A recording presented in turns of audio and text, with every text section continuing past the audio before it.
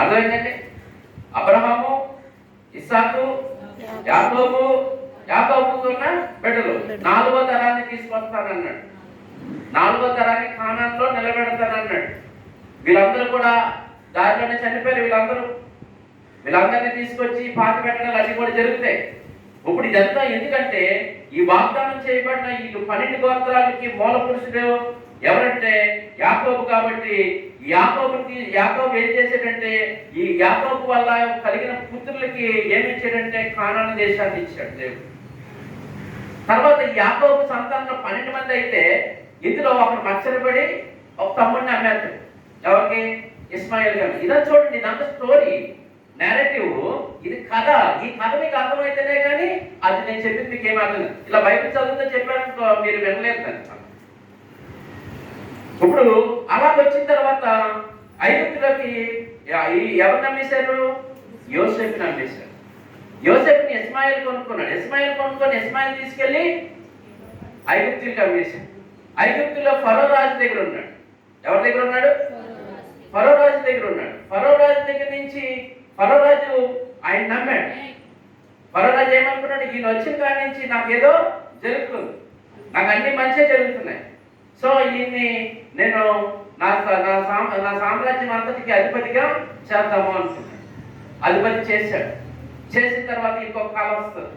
ఆ కాలంలోని 7 ఆవులు పక్క చిక్కిపోయినవి, 7 ఆవులు బలం పొందుకున్నవి కనబడిన తర్వాత ఈయన ఆ కళని భావాన్ని చూస్తాడు, చెప్తాడు. చెప్పిన తర్వాత అక్కడ భోజనాలు ఇది ఏ స్టోరీ చెప్తాడు. ఆ స్టోరీ తర్వాత అక్కడ ఏం జరుగుతుందంటే ఆయన అనుకుంటాడు, మనం 7 సంవత్సరాల కరువు కాలం వస్తుంది రాబోయే రోజుల్లో. ఆ కరువు కాలంలో మనము ధాన్యాన్ని సమకూర్చుకోవాలని యోసేపు జ్ఞానం ఉండి ముందుగా పంటంతా పండించి పొట్టలలో పెడతాడు. ఐగుప్తు దేశంలోని ఎక్కడా కూడా అది ఇక పంట లేని పరిస్థితులు మనకి కనబడుతూ ఉంటాయి. ఎక్కడ కరువు బహు శ్రమయు వచ్చాను అంటే ఏమొచ్చిందంటే అక్కడ బహు శ్రమ వచ్చింది. అప్పుడు శ్రమ వచ్చినప్పుడు ఇక్కడ బిడ్డలు ఎవరున్నారు? కానాన్ దేశంలోని ఐగుప్తు దేశం అంతటికి కూడా కరువు వచ్చింది. ఇప్పుడు ఈ కానాన్ దేశంలో ఉన్న వీళ్ళందరూ కూడా ఏమయ్యారంటే వీళ్ళందరూ కూడా ఎక్కడికి వచ్చారు? ఐగుప్తు దేశానికి వచ్చారు. ఎంతమంది ఉన్నారు వీళ్ళప్పటికి? 75 మంది ఉన్నారు. ఎవరు? యాకోబు ఫ్యామిలీ. ఎవరంటే యాకోబు ఫ్యామిలీ. అది కూడా చూడండి, అక్కడ 75 మంది ఎక్కడ ఉన్నారు? 14వ వచనంలో 75 మంది ఐగుప్తు దేశానికి వచ్చిన తర్వాత ఈ 75 మంది కలిసి అక్కడ ఎలాగైపోయారంటే చాలా విస్తరించిపోయారు బాగా. చూడండి 17వ వచనంలో అంటాడు చూడండి. అయితే దేవుడు అబ్రహామును అనుగ్రహించిన వాగ్దాన కాలము సమీపించిన కొలది ప్రజలు ఐగుప్తులో విస్తారముగా వృద్ధి పొందింది. తొదకు యోసేపుని ఎరగని వేరొక రాజు ఐగుప్తుని ఏలనారంభించెను. అంటే దేవుడు చేసిన వాగ్దానం, ఈ ప్రజల్ని 400 సంవత్సరాల వరకు ఒక దేశానికి అప్పగిస్తాను, వాళ్ళ చేత బాధపడతారు, వాళ్ళు బాధింపబడతారు. ఆ తర్వాత నేను వీళ్ళు ఎక్కడ తీసుకొస్తానంటే నేను అనుకున్న కానాను దేశానికి తీసుకొస్తాను. ఇప్పుడు ఏమైపోయాడు యోసేపు కూడా? వీళ్ళందరూ బాగా విస్తరించేశారు. ఐగుప్తు దేశంలో ఎంతమంది వచ్చారండి?